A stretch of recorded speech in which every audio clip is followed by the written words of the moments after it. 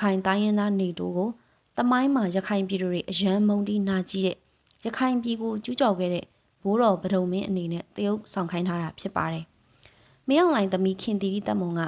အရင်ကတည်းကငွေပုံပေးပြီးမွေးထားတဲ့မင်းသားမင်းသမီးတွေအမှုပညာရှင်တွေဒီဝါဒကားဖြန့်ကားမှာများစွာပါဝင်ပါတယ်။ခင်တီတီတက်မွန်ရဲ့မင်းသားနေတိုးဟာဒီတစ်ချိန်မှာတော့ရခိုင်တွေမုံတီးလာတဲ့ဘိုးတော်ပဒုံမင်းဖြစ်လာတော့မှာပါ။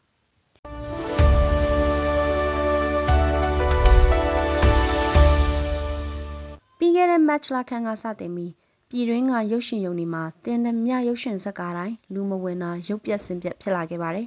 ။တင်ချင်းတောက်ကြနေ့နဲ့စနေတနင်္ဂနွေနေ့မှာလူအနည်းငယ်ရှိပေမဲ့တနင်္လာနေ့ကစပြီးတော့ကြည့်မဲ့သူမရှိပါဘူး။ရုပ်ရှင်တွေရဲ့ယုံတင်စနစ်ကရုံရှင်တွေရေးချယ်ထားတဲ့ဇာတ်ကားတွေထဲကနေတပတ်ကိုမြန်မာကားတင်နှစ်ကားအပြာယုံတင်ပါတယ်။တောက်ကြစနေတနင်္ဂနွေ3ရက်တင်ပြီးတဲ့အချိန်မှာဝင်ငွေပုံမူတည်ပြီးတော့နောက်တစ်ပတ်ဆက်လက်ပြသခွင့်ရမရဆုံးဖြတ်ပါတယ်။တင်နှမြကားတိုင်းနှစ်ပတ်ပြသခွင့်မရပဲတစ်ပတ်ထဲနဲ့ယုံစင်းပေးလိုက်ရတယ်။နေတိုးလိုမင်းသားပါတဲ့ဇာတ်ကားတောင်မှတစ်ပတ်နဲ့ယုံစင်းပေးရတဲ့အခြေအနေရောက်လာခဲ့ပါတယ်။ဒါကြောင့်စစ်တပ်လက်အောက်မှာရုပ်ရှင်ရုံတွေဖြစ်ပျက်နေရတဲ့အတွက်ရုပ်ရှင်လောကသားတွေခေါင်းချင်းဆိုင်ကြရပါပြီ။အဲ့ဒီပြဿနာကိုဖြေရှင်းဖို့ကြာဆင်းနေတဲ့ရုပ်ရှင်ကိုပြန်လည်လှုပ်နိုးမယ်ဆိုတဲ့ကြွေးကြော်မှုတွေနဲ့တန်းစီထားတဲ့ဇာတ်ကားတွေ10ကားလောက်ရှိနေတဲ့ကြားကနေဇက်ကားနကားကိုဖျက်တင်ဖို့စီစဉ်လာပါတော့တယ်။တကားကတော့အာနာသိန်းစစ်တပ်အလိုကြဇက်ကားတွေတကားပြီးတကားရိုက်ကူးနေတဲ့ထိတ်တန်းမင်းသားနှစ်ဦးဖြစ်တဲ့နေတိုးနဲ့မြင့်မြတ်ရဲ့ညိုကီရေးဆိုတဲ့ဇက်ကားပါ။နောက်တကားကတော့ခြေထောက်နဲ့အကန်ခံရပြီးမှစမ်းတွေဒလဟောတက်လာပြီးမြို့ကြီးတွေမှာပါစစ်ကောင်စီအလိုကြလှည့်လည်ကပြအတုံးတော်ခံနေတဲ့အောင်စပူရဲ့ပထမဆုံးရုပ်ရှင်အညိုအတေးပါ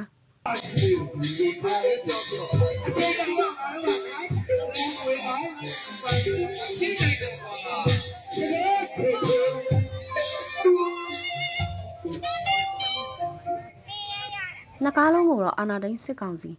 မင်းအောင်လှိုင်သမီးခင်တီတီတက်မွန်နဲ့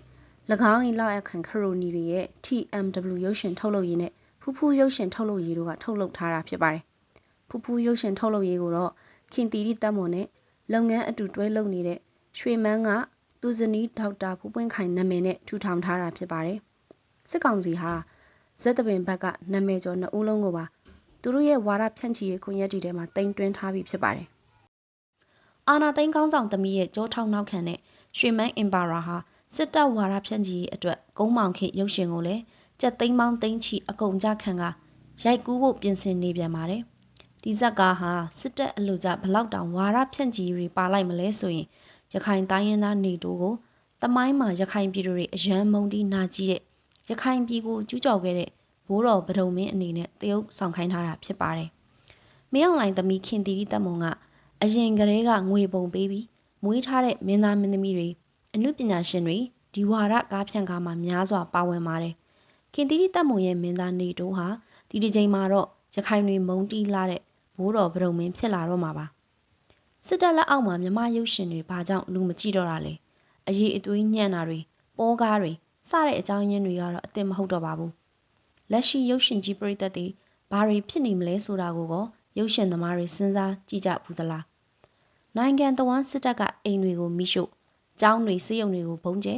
နေ့စဉ်နဲ့အမျှပြည်သူတွေကိုအကြမ်းဖက်တပ်ဖြတ်နေတဲ့အချိန်မှာရုပ်ရှင်သမားတွေကခစ်ကိုစားပြုတဲ့ဇက်ကားဇက်ဝင်ခံဘယ်နှခုရိုက်ဖူးပါသလဲ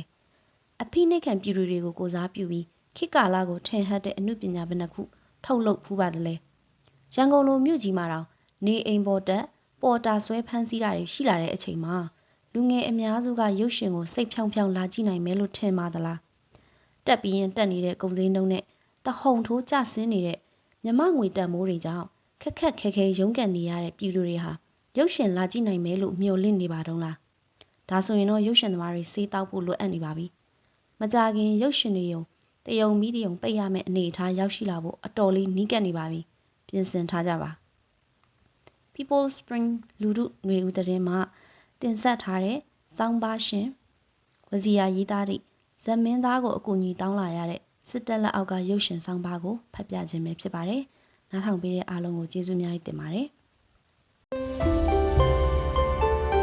အဆုံးထိကြည့်ရှုပေးလို့ကျေးဇူးအထူးတင်ပါတယ်။